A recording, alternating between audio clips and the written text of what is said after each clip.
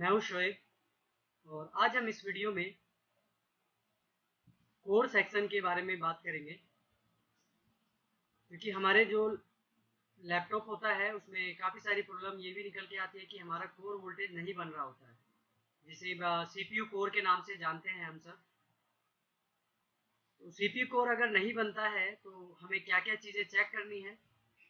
वैसे तो ये जो मैं बात करूँगा जिस डायग्राम पे, वो है आपका 3567 या 3467 का बोर्ड होता है, जिस मदरबोर्ड का पार्ट नंबर होता है 15341-1।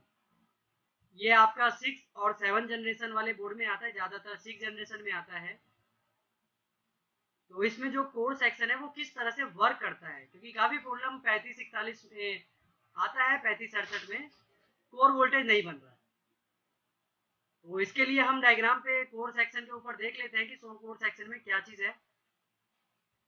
तो मैं आ जाता हूँ अपने कोर के ऊपर। कोर पे आने के लिए आप देख सकते हैं यहाँ पे सीपीयू कोर पावर दिया गया है, पेज नंबर भी लिखा हुआ है। यहाँ पेज नंबर कितना है हमारा? पेज नंबर है 46 से लेके 50 तक। 46 पेज नंबर से स्टार्ट है, 50 तक कोर सेक्शन दिया गया है। तो मैं यहाँ 46 टाइप करके 46 वाले पेज नंबर पे आ जाता हूँ।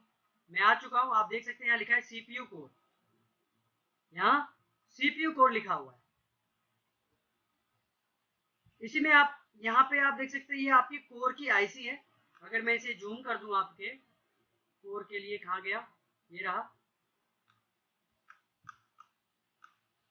तो इसमें जो कोर की आईसी यूज की गई है, कोर की आईसी नंबर है NCP81208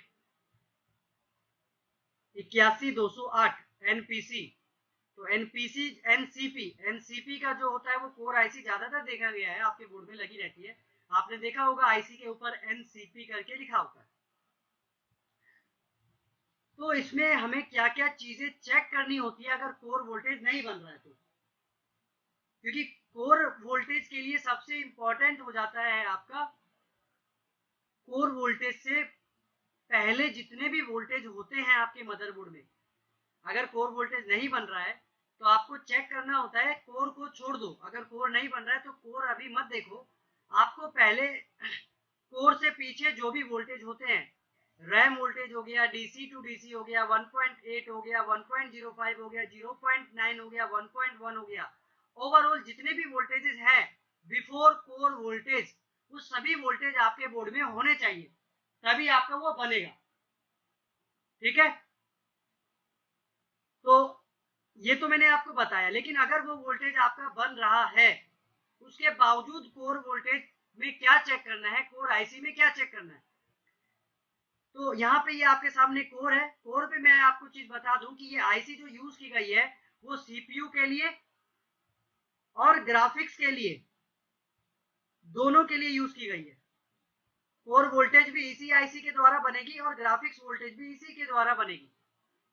एक ही आईसी से सीपीयू को भी कंट्रोल किया जा रहा है और ग्राफिक्स को भी कंट्रोल किया जा रहा है। तो आप यहां देख सकते हैं जो ये लिखा है वीसीसी जीटी, जितनी जगह ये वीसीसी जीटी लिखा है इसका मतलब ये ग्राफिक्स से रिलेटेड है। ये सभी पिने आपकी ग्राफिक्स के लिए है। जहां जहां पे जीटी लिखा है वो ग्राफिक्स है, और जहां जहां पे वी कोर लिखा हुआ है वो आपकी कोर वोल्टेज के लिए है, कोर वोल्टेज टेस्टिंग के लिए है। तो आपको बहुत सारे बोर्ड में ऐसा मिलेगा कि एक ही आईसी के द्वारा आपका कोर वोल्टेज का भी बनेगा और ग्राफिक्स वोल्टेज भी बनेगा, जो सीपीयू के लिए होता है।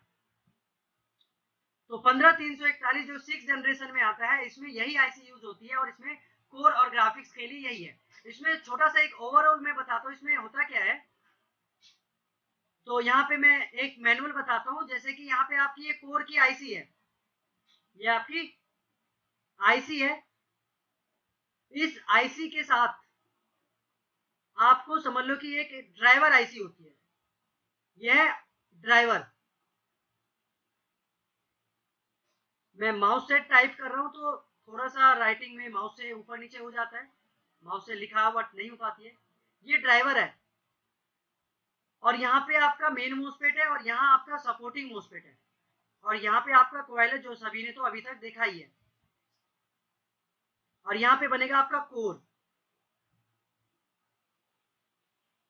तो जो मेन और सपोर्टिंग मोस्फेट है उसको कंट्रोल करने का काम आपकी आईसी का नहीं है, आपकी ड्राइवर का है। जो पहले जो होता था ड्राइवर आईसी इसके अंदर हुआ करती थी, बहुत सारे बोर्ड में है। कुछ बोर्ड में क्या किया गया कि जो अंदर की ड्राइवर आईसी है उसे बाहर निकाल दिया गया और उस ड्राइवर आईसी के द्वारा मोस्फेट को कंट्रोल किया जा रहा है और उस ड्राइवर को आईसी कंट्रोल करता है। जैसे कि पीडब्ल्यूएम पिन होता है, जैसे कि इस आईसी, ये आईसी जो है ड्राइवर आईसी को बताएगा कि कितने हिसाब से पीडब्ल्यूएम जनरेट करना है इन दोनों मोस्फेट के लिए। अब पीडब्ल्यूएम क्या होता है? तो पीडब्ल्यूएम मतलब इनके गेट पे क्या पल्स बनेगी, क्या फ्रीक्वेंसी बनेगी, ये आईसी इस ड्राइवर आईसी को सेंड करेगा। और एक होता है आपका इनेबल, ये ड्राइवर आईसी कब ये सब वर्क स्टार्ट करेगी इसके लिए भी ये आईसी इसको ड्राइवर आईसी को इनेबल देगा। तो इस बोर्ड में यही यूज किया गया है। आईसी आपके सामने है और ड्राइवर आईसी आपके मोस्फेट को कंट्रोल कर रही होगी। तो ये तो कोर हो गया। इसी तरफ एक ड्राइवर आईसी होगी और उसे ग्राफिक्स कंट्रोल कर रहा होगा, मेन मोस्फेट, सपोर्टिंग मोस्फेट। जैसे कि अगर मैं दिखलाऊं अभी आपको, ये आपकी आईसी है और आईसी के नीचे आप देख सकते हैं ये आपका ड्राइवर आईसी है, ये आपकी ड्राइवर आईसी है और ड्राइवर आईसी के अंदर ही इसका मोस्फेट डाल दिया गया है। ड्राइवर आईसी के अंदर ही मोस्फेट है और आउटपुट कॉइल का नाम है वीसीसी कोर।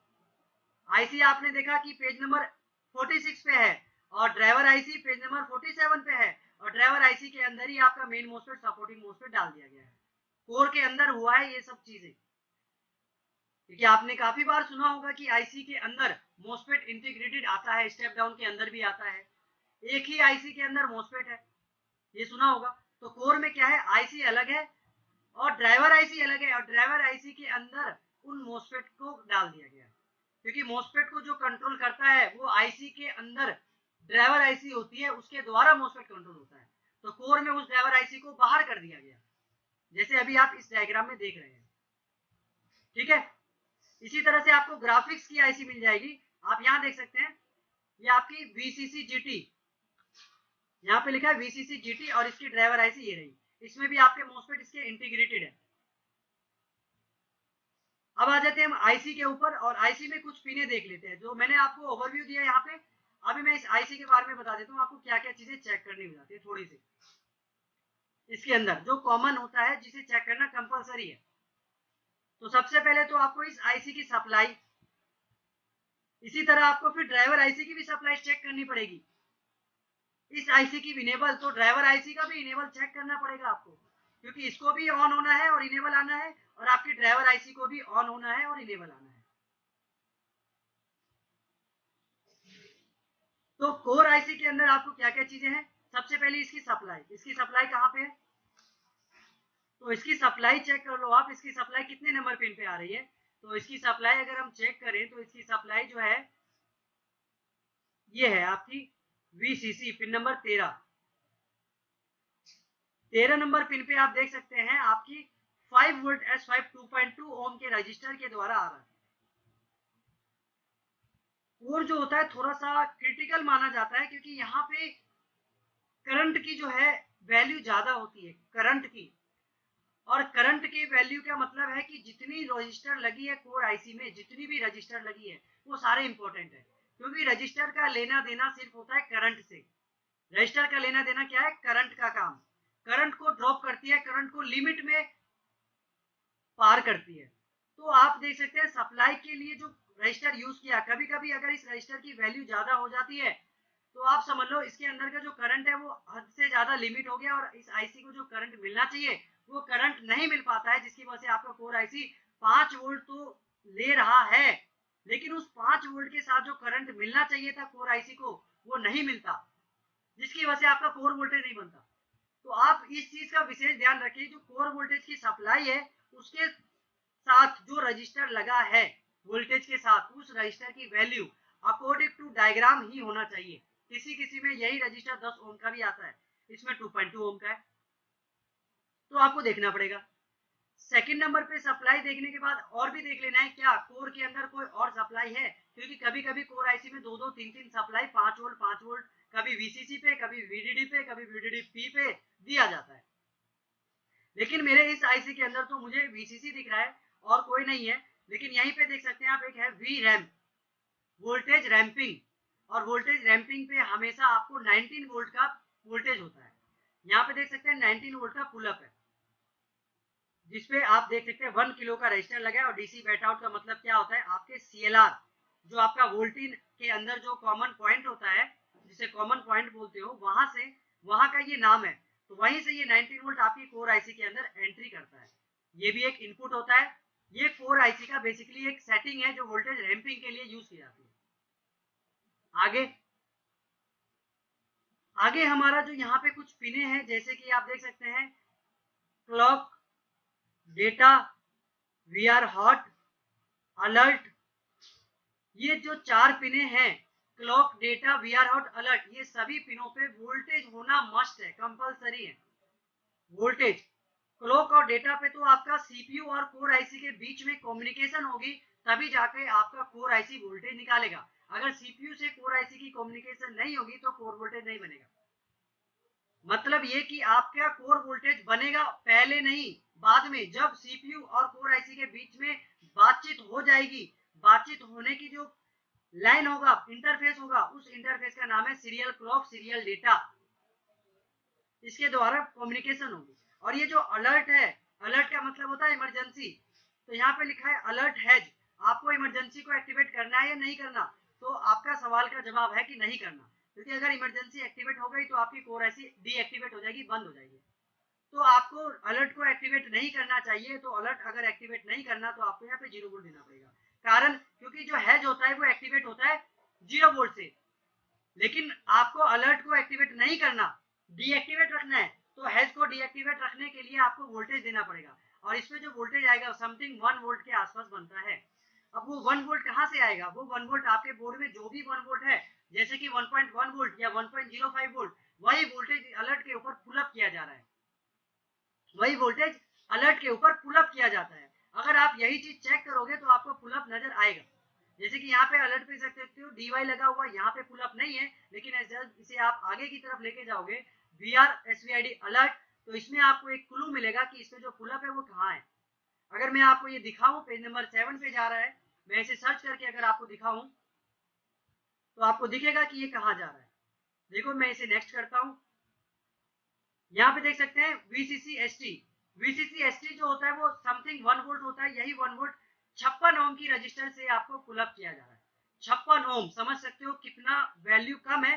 तो यहाँ पे रजिस्टर की वैल्यू इतनी ही रहनी चाहिए। अगर इस रजिस्टर की वैल्यू किलो में चली गई तो आपका अलर्ट वर्क नहीं करेगा, मतलब आपका कोर वोल्टेज नहीं बनेगा अगर ये अलर्ट की वैल्यू ज्यादा हो गई तो। क्योंकि आप चेक करोगे कहीं भी कितनी भी कोर आईसी में, तो जो अलर्ट के ऊपर जो पुल अप हो रहा होगा उस वैल्यू, रजिस्टर की वैल्यू बहुत कम होगी। और ये आपको रजिस्टर मिलेगा क्लोज टू सीपीयू, पर्टिकुलर 15341 के अंदर। ठीक है, हम आ जाते हैं कोर आईसी में अपने सर्किट पे, यहाँ पे आ गए। ठीक है, ये जो है हमारा अब एसवीआईडी पे पुल अप आप देख सकते हैं, यहीं पे 100 ओम की रजिस्टर से पुल अप है। और क्लॉक पे भी आपका, क्लॉक पे जो है 45 ओम के रजिस्टर से पुल अप है। और डेटा पे 100 ओम की रजिस्टर से पुल अप है। तो आपको इनका रजिस्टर विशेष रूप से ध्यान देखना है, क्योंकि आपको पता है रजिस्टर की वैल्यू खराब होती है, रजिस्टर की वैल्यू शिफ्ट हो जाती है, ज्यादा हो जाती है, जिसकी वजह से आपका कोर वोल्टेज नहीं बनता। तो एक बार क्रॉस चेक जरूर करना है। आपको वोल्टेज तो मिलेगा, बिल्कुल मिलेगा, इसमें कोई ये नहीं है कि वोल्टेज नहीं मिलेगा, लेकिन वोल्टेज रहने के बावजूद भी आपको इस रजिस्टर की वैल्यू को चेक कर लेना है।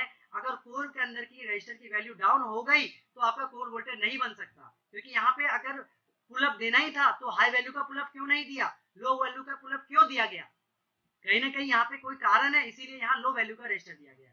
आपका लो वैल्यू ही रहना चाहिए।